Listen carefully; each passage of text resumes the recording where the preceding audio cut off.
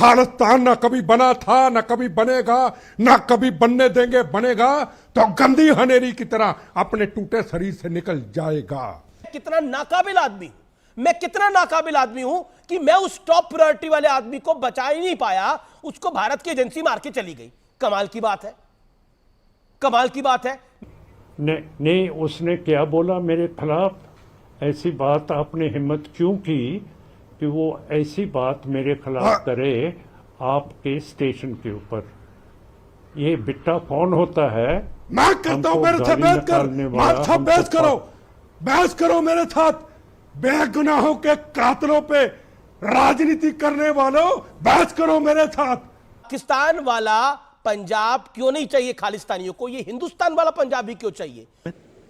नमस्कार दोस्तों, स्वागत है एक बार फिर आपका मेरे चैनल टाइम का डिबेट में। दोस्तों आज की डिबेट खालिस्तानी मूवमेंट के ऊपर होने वाली है।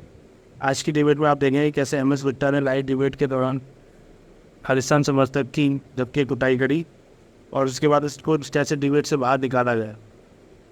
उससे डिबेट बड़ी मज़ेदार होने वाली है और आपसे अनुरोध करता हूँ कि वीडियो को अंत तक जरूर देखें। चलिए मैं मुझे स्टार्ट करता हूँ। चलिए शुरू करते हैं। खालिस्तान ना कभी बना था, ना कभी बनेगा, ना कभी बनने देंगे बनेगा, तो गंदी हनेरी की तरह अपने टूटे शरीर से निकल जाएगा। जब काबुल कंधार में गुरु ग्रंथ साहब विराजमान गोलियों से हमारी भाई बहन बच्चों को गुरु ग्रंथ साहब को अपमानित किया, गोलियां चलाई, उस वक्त ये खालिस्तानी कहां थे? इनको पूछना चाहता हूं।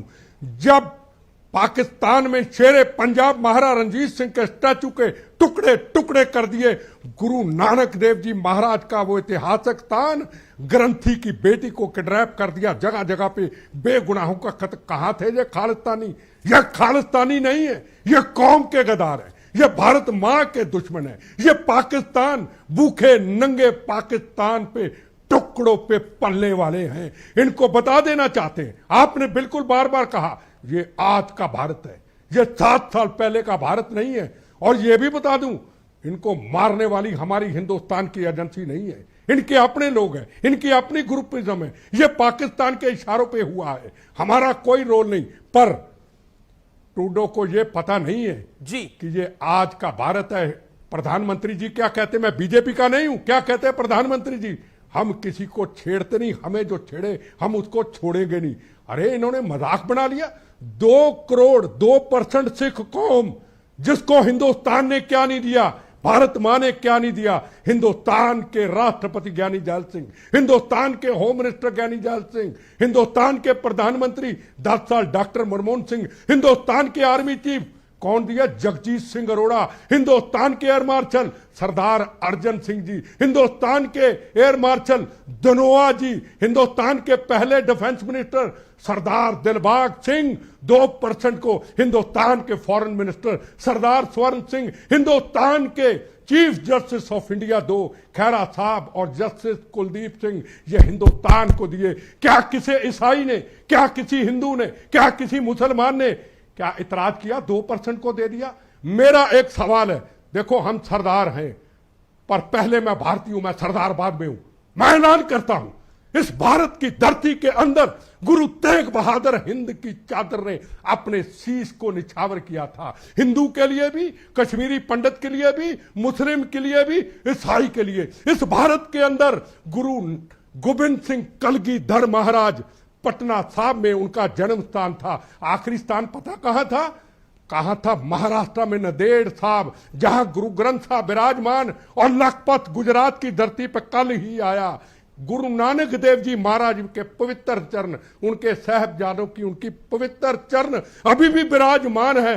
इनकी ऐसी की तैसी खालिस्तानियों की, खालिस्तान बनाने कनाडा, झंडे लहराए वहां पे, जा खालिस्तान बनाए। मैं चलता हूं इनके साथ, पहली गोली बम मैं खाऊंगा। आओ चले, पाकिस्तान का बॉर्डर क्रॉस करे, चढ़ता लाहौर पाकिस्तान, जो हमारा पंजाब काबुल कंधार तक राज था। आओ मैं चलता हूं, मैं झूठ नहीं बोलूंगा।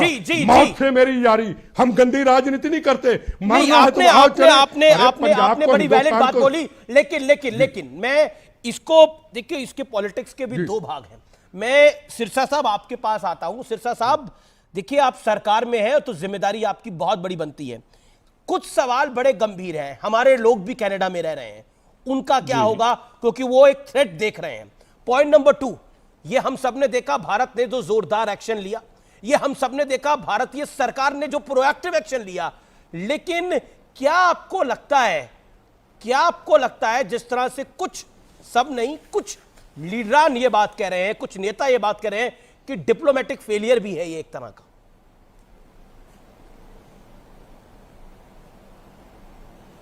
नहीं, कैसे डिप्लोमेटिक फेलियर है? देखिए, एक इंसान ने तय कर लिया कि मैं आतंकवादियों को शरण दूंगा, इसलिए दूंगा क्योंकि मुझे वोटें चाहिए हैं। अब उसमें अगर उस मुल्क ने, जैसे पाकिस्तान ने तय कर रखा है कि मैं बर्बाद हो जाऊंगा लेकिन आतंकवाद का साथ दूंगा, तो इसमें हमारा डिप्लोमेटिक फेलियर कैसे हो सकता है? वो उनकी करेंसी हमारे मुकाबले 20 पैसे रह गई, इसमें हमारा क्या कसूर है? क्योंकि वो आतंकवाद को पालना चाहते हैं। इसी तरह कनाडा ने अगर तय कर लिया, अब मैं आपको छोटा सा एक मिसाल देकर बताता हूं। सिद्धू मूसेवाले को मारने वाला ओपनली कनाडा की धरती पे बैठ के वीडियो डालता है, वहां सड़कों पे घूमता है, मॉल में घूमता है, और गोल्डी बराड़ को वहां कनाडा की पुलिस कुछ कहने को तैयार नहीं। वो खुद कह रहा है, ऐसा नहीं है कि हम उसको कह रहे हैं कि उसने कत्ल किया, वो कहता है टीवी पे आके कि मैंने सिद्धू मूसेवाले को मरवाया। ठीक है, अब उसको भी कनाडा पुलिस हाथ लगाने को तैयार नहीं। आप सोचिए, इंडिया गेट पर कैनेडियन किसी भी एक नागरिक को मारने वाला कनाडा में, इंडिया में आकर इंडिया गेट पे घूम रहा हो और वीडियो डाल रहा हो, क्या ये हो सकता है? नहीं हो सकता। अब क्या हुआ है, ट्रूडो को साइडलाइन हो गए यहां पे आके। अब भारत के प्रधानमंत्री G20 के अंदर जो बाकी मुल्क उनको साइडलाइन कर रहे हैं, तो भारत के प्रधानमंत्री ये तो कहेंगे नहीं कि नहीं जी इसका आप ध्यान दें। ये तो ट्रूडो को अपनी डिप्लोमेसी दिखानी होगी, उनका फेलियर हुआ है, उनको किसी ने पूछा नहीं है। और अगर वो 3 दिन यहां पे रहे तो भारत के प्रधानमंत्री ने अपना जहाज भी ऑफर किया, हमने तो अपना एयरफोर्स, अपना एयर इंडिया 1 ऑफर किया कि आप जाना है तो आप हमारा प्लेन भी लीजिए। अब हमारी डिप्लोमेसी तो यही हो सकती थी। वो आतंकियों को जो शरण दे रहे हैं, मैं एक बात और आपको ध्यान में कराना चाहता हूं, जो डोसियर गया है, जो पंजाब पुलिस ने दिया, फिर इंडिया की गवर्नमेंट ने जो NIA के जो डोजियर उसको दिया, उसमें सिख भी है, उसमें हिंदू भी है, उसमें मुसलमान भी है। अगर कोई क्रिमिनल, उसका कोई धर्म थोड़ा ही ना है, आतंकी का धर्म थोड़ा ही ना है। ये किस तरह से कह देते हैं कि भारत की सरकार ने हमारे खिलाफ नाम भेज दिया? भाई सभी क्रिमिनल के नाम भेजे हैं, सभी आतंकियों के नाम भेजे हैं। और जो कनाडा कर रहा है, कनाडा के अंदर देखो कितने तो मर्डर हो गए, बम ब्लास्ट हो गए। पाकिस्तान की तरीके से कनाडा ने भी जो काम किया है कि आतंकियों को शरण दो। अब क्या इशू है, ट्रूडो एक स्टैंड लेना चाहते हैं जी कि मैं, देखिए जी, भारत के खिलाफ हूं। ट्रूडो ने जो लेकिन पार्लियामेंट हाउस में कहा, मैं एक 10 सेकंड और लूंगा, क्या कहा पार्लियामेंट हाउस में कि हमें शक है, उन्होंने कहा हमें शक है। मेरी एक सेकंड मुझे दे दीजिए जी, 10 सेकंड प्लीज। उन्होंने कहा मुझे शक है। आप कल्पना कीजिए कि शक के बिहाफ के ऊपर प्रधानमंत्री एलिगेशन लगा रहे हैं दूसरी कंट्री पे, और सही 48 घंटे बाद वहां पे एक और आतंकी या एक और गैंगस्टर या एक और एक्सट्रॉमिस्ट मारा जाता है जो ऑलरेडी इंडिया की डोजियर लिस्ट पे था। अब बताओ जी, प्रधानमंत्री जी बताइए, अब आप बोलिए, ट्रूडो साहब बताइए, अब इसको किसने मारा है? निज्जर के लिए निर्लज हो गए ट्रूडो, वो बात अलग है, लेकिन निज्जर की हत्या का आरोप उन्होंने भारत पे लगाया। सबसे पहले तो सवाल है कि भारत की एजेंसी इतनी ताकतवर हो गई है कि वो वहां जाकर मार रही हैं और इस सरकार को हवा भी नहीं लग रही, तो ये तो कमाल की बात है। ये तो फिर फेलियर ट्रूडो सरकार का भी है, कनाडा सरकार का भी है कि आपके शासन में आके भारत की एजेंसियां मार रही है, तो वो तो अपनी ही रिपोर्ट काट दे रहे हैं, अपने नागरिक को नहीं बचा पा रहे। मतलब जो कि जिस व्यक्ति को कनाडा की सरकार बचाना चाह रही है, उसको भारत की एजेंसी कनाडा में जाके मार रही है और ट्रूडो नहीं बचा पा रहे। मतलब ट्रूडो बता रहे हैं कि मैं कितना नाकाबिल आदमी हूं, मैं कितना नाकाबिल आदमी हूं कि मैं उस टॉप प्रायोरिटी वाले आदमी को बचा ही नहीं पाया, उसको भारत की एजेंसी मार के चली गई। कमाल की बात है, कमाल की बात है। बात तो सही है। क्या आपको लगता है ये जो खालिस्तानी एक्टिविस्ट हैं, खासतौर पर कनाडा के अंदर, और ट्रूडो सरकार, कनाडा सरकार उसका समर्थन कर रही है, वाकई ये शर्मिंदगी की बात है और भारत सरकार का एक्शन ठीक है और कड़ा होना चाहिए आपकी राय में? It should be more strong, mister मान। आप ऐसे देखो, दलाई लामा जी को इंडिया ने पनाह दी है, ठीक है। अगर बाहर का मुल्क उनको मार देता है तो मोदी साहब तो चीख मारेगा ही, वो तो निराश होगा। ऐसे ट्रूडो साहब जो उधर के सिटीजन्स हैं, सिख, उनको मरवा देना नेशनल सिक्योरिटी एडवाइजर और रॉ और आईबी और मिलिट्री इंटेलिजेंस मिस्टर मान, वहां गैंग वॉर चल ये तो रहा है, बहुत एक गैंग ने गलत दूसरे बात है। गैंग को मार दिया, भारत सरकार का क्या लेना देना इससे?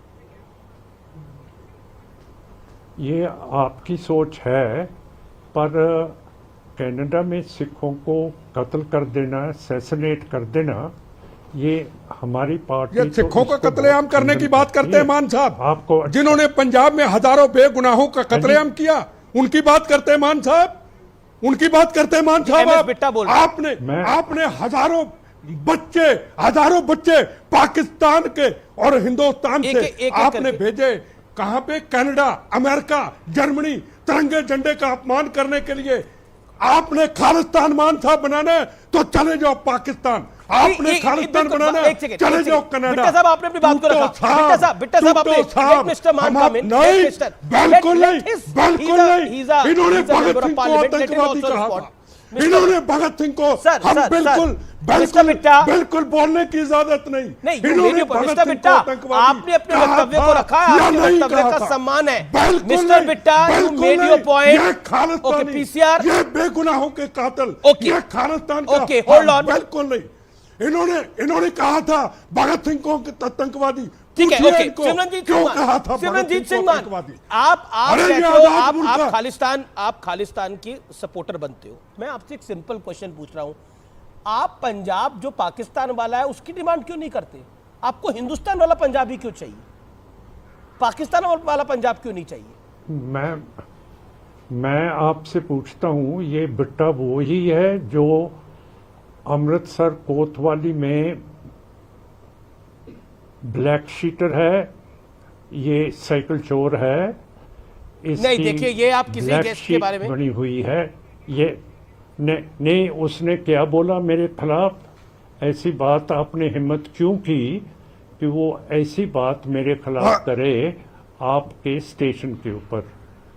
ये बिट्टा कौन होता है? मैं कहता हूं हमको मेरे से गाली बहस कर, निकालने वाला, मान साहब हमको बहस करो मेरे साथ।